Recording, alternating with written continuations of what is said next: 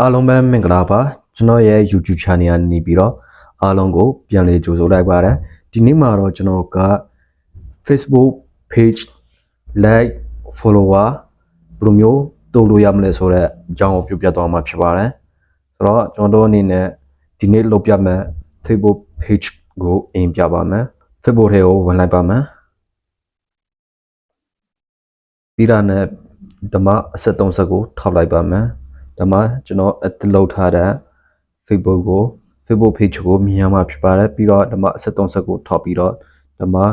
view as ကိုထောက်လိုက်ပါမယ်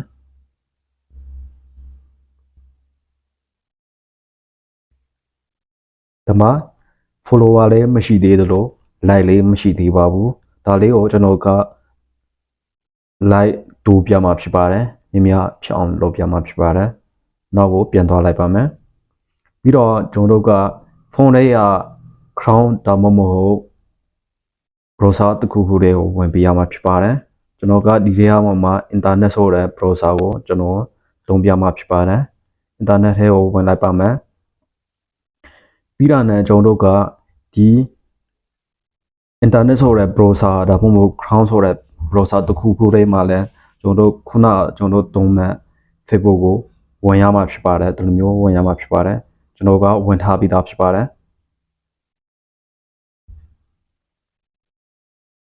ဒီလိုမျိုးဝင်ထားရမှာဖြစ်ပါတယ်ဆိုတော့ကျွန်တော်ကခု website ထဲကိုစပြီးတော့ဝင်ပါမယ်ခုသုံးပြမဲ့ website က like for like.org ဆိုတဲ့ website ကိုသုံးပြမှာဖြစ်ပါတယ်ပြီးတော့ဒီမှာ search ကိုထောက်လိုက်တာနဲ့သူ့ရဲ့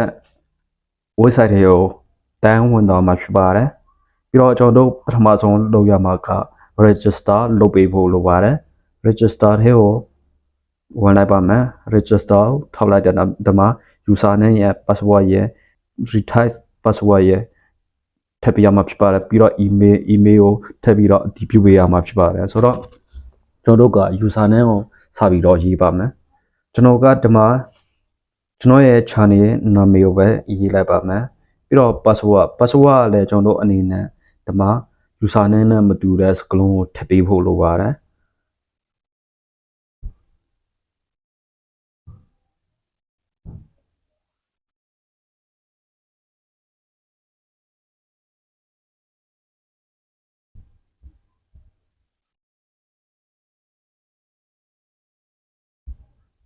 ပြီးတော့ဒီမှာ email လစ္စာကိုထပ်ပေးရမှာဖြစ်ပါတယ်ပြီးတာနဲ့ဒီမှာလည်းထပ်ပြီးတော့ email လစ္စာကိုရေးပေးရမှာဖြစ်ပါတယ်ပြီးတော့ဒီမှာသဘောတူပါတယ်ဆိုတော့ agreement ကိုမှန်ချက်ပေးရမှာဖြစ်ပါတယ်ပြီးတာနဲ့ကျွန်တော်တို့က robot စက်ရုံမဟုတ်ပါဘူးဆိုတော့ဒီအတည်ပြုချက်ကိုရယူရမှာဖြစ်တဲ့အတွက်ဒါလေးကိုအမှန်ချက်ပေးရပါမယ်ပြီးတာနဲ့ကျွန်တော်တို့က submit လုပ်ပေးရမှာဖြစ်တဲ့အတွက် submit ကိုထောက်လိုက်ပါမယ်ဒီ email လက်စာကိုလက်မခံတဲ့အတွက်တခြား email လက်စာကိုထည့်လိုက်ပါမယ်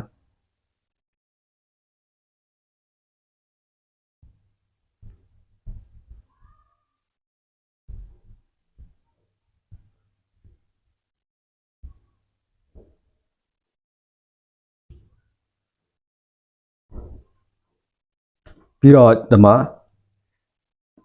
robot မဟုတ်ပါဘူးဆိုတော့ပြန်ပြီးတော့အတည်ပြုပေးလိုက်ပါမယ်ဒီထဲမှာကျွန်တော်တို့က parking meter ကို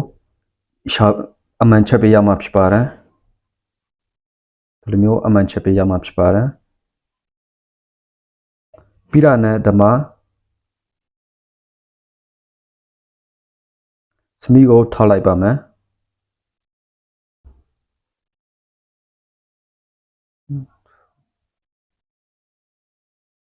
profile ကိုထောက်ပေးလိုက်ပါမယ်ပြီးတော့ submit ကိုထောက်လိုက်ပါမယ် save ကိုထောက်လိုက်ပါမယ်ပြီးတော့ねကျွန်တော်တို့က Gmail ထဲကိုဝင်ပြီးတော့ခုန Gmail ကျွန်တော်တို့ထည့်လိုက်တဲ့ Gmail ထဲကိုဝင်ပြီးတော့ဒီ verification ကုတ်ကိုတွားယူရမှာဖြစ်ပါတယ် Gmail ထဲကိုတွားလိုက်ပါမယ်ဒီမှာကျွန်တော်က Gmail ဆိုပြီးတော့ရှာလိုက်ပါမယ်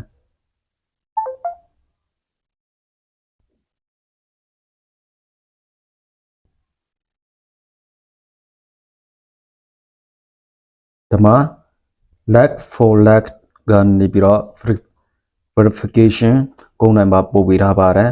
6383ညတိဆိုပြီးတော့သူပို့ပေးထားပါတယ်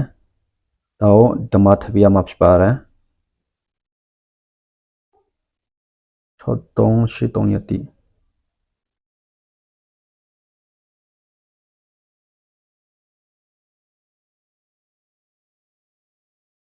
6383ညတိပြီးတော့စရုပ်မဟုတ်ပါဘူးဆိုတော့ဒီမှာထပ်ပြီးတော့အတည်ပြုပေးရမှာဖြစ်ပါတယ်ပြီးတော့နဲ့စမီကိုထောက်လိုက်ပါမယ်ဒါဆိုရပါပြီဆိုတော့အကောင့်စဖွင့်လိုက်တာနဲ့သူက credit card credit 30ပွင့်ပေးပါတယ်ပြီးတော့ကျွန်တော်တို့အနေနဲ့နေ့စဉ်ပဲဖြစ်ဖြစ်ဒီလိုမျိုးဒီ like လို့ချင်တဲ့ခါကျရင် credit card credit ပွင့်ကိုဘာသာကိုပြန်ပြီးတော့ရှာမှာဖြစ်ပါတယ်ပြီးတော့ဒီလိုမျိုး credit card ကိုရှာလို့ရမလဲဆိုရင်ဒီမှာဝယ်လို့ရတယ်ပြီးတော့ဒီမှာ special offer ဆိုတာကြတော့သူတို့ဒီလိုမျိုးဒီ discount ချထားတဲ့ offer တွေရှိတယ်ဒီလိုမျိုးယူလို့ရတယ်တကယ်လို့ free နဲ့ယူချင်တယ်ဆိုရင်တော့ဒီမှာအပေါ်ဆုံးက free credit ကိုထောက်ပေးရပါမယ်ပြီးတော့ねကျွန်တော်တို့ကဒီမှာ credit ရှာတာကဒီထဲမှာFacebook နဲ့ရှာလို့ရတယ်ဒါမှမဟုတ်ဒီ YouTube တို့ဘာတို့နဲ့လည်းရှာလို့ရတယ်ခုကကျွန်တော်က Facebook နဲ့ပဲရှာလိုက်ပါမယ်ပြီးတော့ねဒီမှာသူ့ရဲ့ဒီ like ကိုထောက်လိုက်ပါမယ်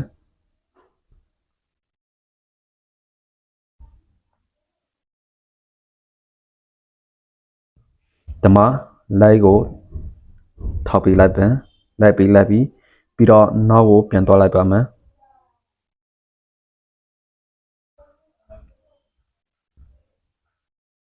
ပြီးတော့ဒီမှာ confirm ကိုထောက်လိုက်ပါမယ်ဒီဟာကို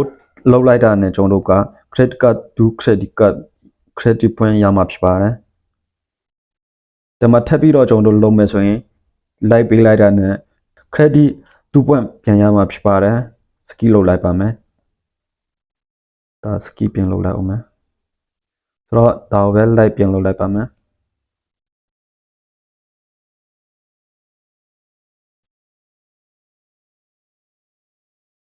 လိုက်လုပ်လိုက်ပါပြီပြီးတော့နောက်ကိုပြန်သွားလိုက်ပါမယ်ခုနအတိုင်းပါပဲနောက်ကိုပြန်သွားလိုက်ပါမယ်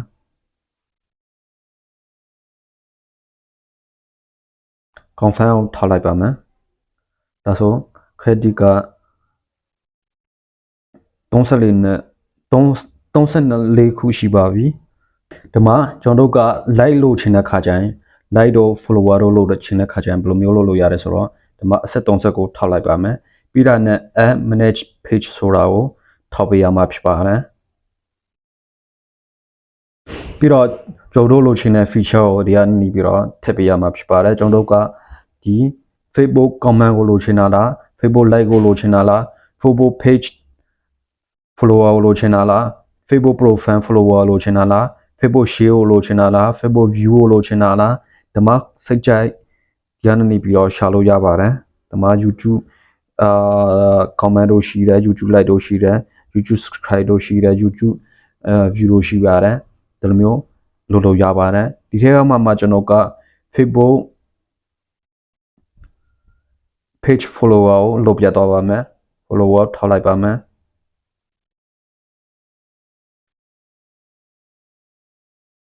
ပြီးတော့ဒီမှာကျွန်တော်တို့က link ထည့်ပေးရမှာဖြစ်တဲ့အတွက် link ကိုတော့ယူလိုက်ပါမယ်ဒီမှာ Facebook ထဲကိုဝင်လိုက်မယ် Facebook ထဲကိုဝင်ပြီးတော့အဆက်30ကိုထောက်မယ်ပြီးတော့အောက်မှာပါလဲဆိုတော့ copy link ဆိုပြီးတော့ပါတယ်ဒါလေးကိုထောက်လိုက်မယ်ပြီးတော့ねကျွန်တော်တို့ကသူ့ရဲ့ထဲကိုတွားလိုက်ပါမယ် Facebook URL ဆိုတဲ့နေရာမှာဒါလေးကို pass ချပေးရမှာဖြစ်ပါတယ် link description မှာကျတော့ကိုယ်စိတ်ကြိုက်ထည့်လို့ရတယ် page follow me ဆိုပြီးတော့လည်းထည့်လို့ရတယ်ဒီမှာ follow me ဆိုပြီးတော့လိုက်ပါမယ်ပြီးတော့ကျွန်တော်တို့က credit ကိုဘယ်လိုမျိုးသုံးမှလဲဘယ်လောက်သုံးမှလဲသုံးလို့ရတယ်ဒီမှာဒီကနေပြီးတော့သုံးလို့ရတယ်5ပဲဖြစ်သုံးလို့ရတယ်ကျွန်တော်ကဒါမှ3ကိုပဲသုံးပြတော့ပါမယ်ဆိုတော့ပြီးတာနဲ့ဒါမှ SME ကိုထောက်လိုက်ပါ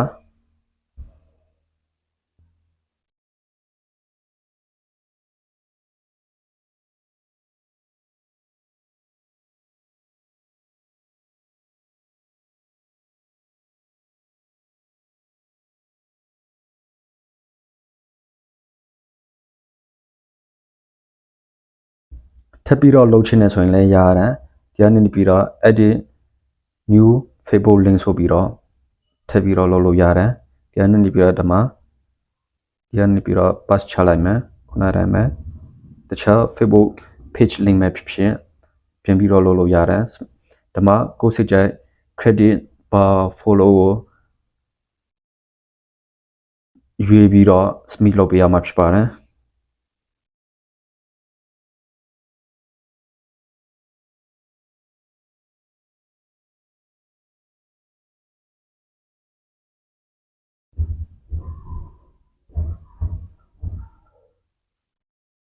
ဆိုတော့ဒီမှာဆိုရင်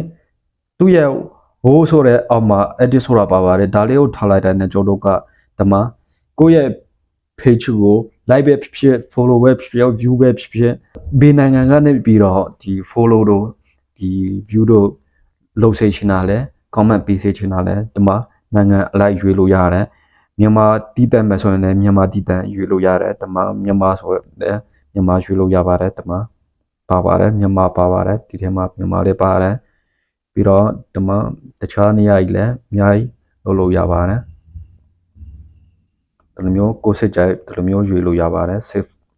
ဒီလိုမျိုးလုပ်လို့ရပါတယ်ဆိုတော့တွားပြီးတော့ကြည့်အောင်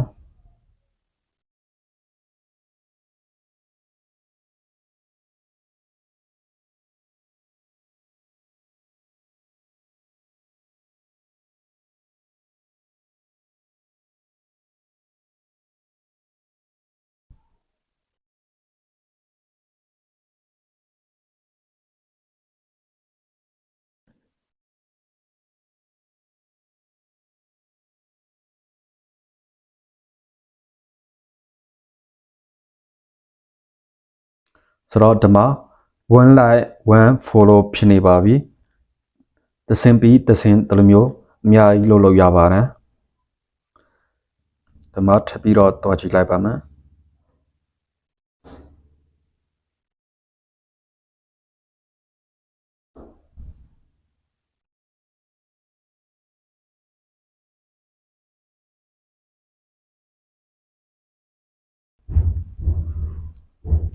ဒီမှာ credit card ကိုအကုန်တုံးပြသွားပါမယ်ဒီမှာခုနတိုင်းမှာဒီထက်ကနေပြီးတော့ဒီမှာဒီ20တက်ကိုလုပ်လိုက်ပါမယ်ပြီးတော့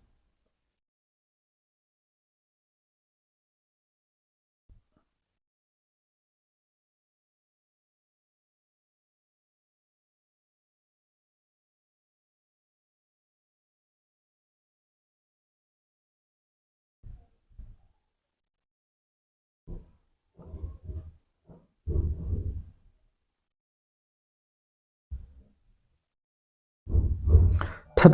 ပ်ပြီးတော့ကျွန်တော်က follower တည်တံ့အောင်လုပ်ပြတော့မှာဖြစ်ပါတယ်ဒီမှာဒီကနေပြီးတော့ခုနတိုင်းမှာ add manage page ကိုထောက်လိုက်မယ်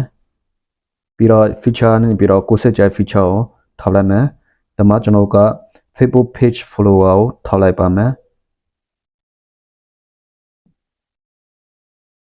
ပြီးတော့ねကျွန်တော်တို့ကဒီမှာ link ကိုထည့်ပြရမှာဖြစ်တဲ့အတွက်ဒီမှာ link ကိုထည့်လိုက်ပါမယ်ဒီလိုမျိုး link ထည့်ပြရပါမယ်ပြီးတော့ credit point ကိုကျွန်တော်က20လောက်ထားလိုက်ပါမယ်ပြီးတော့ submit လုပ်လိုက်ပါမယ်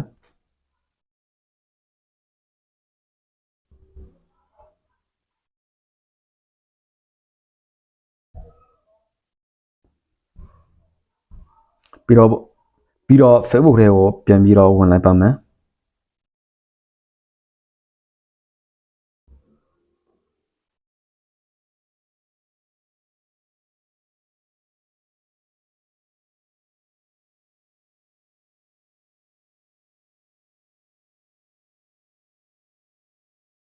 ဒီလိုမျိုးနေ့စဉ် credit card ကိုရှာပြီးတော့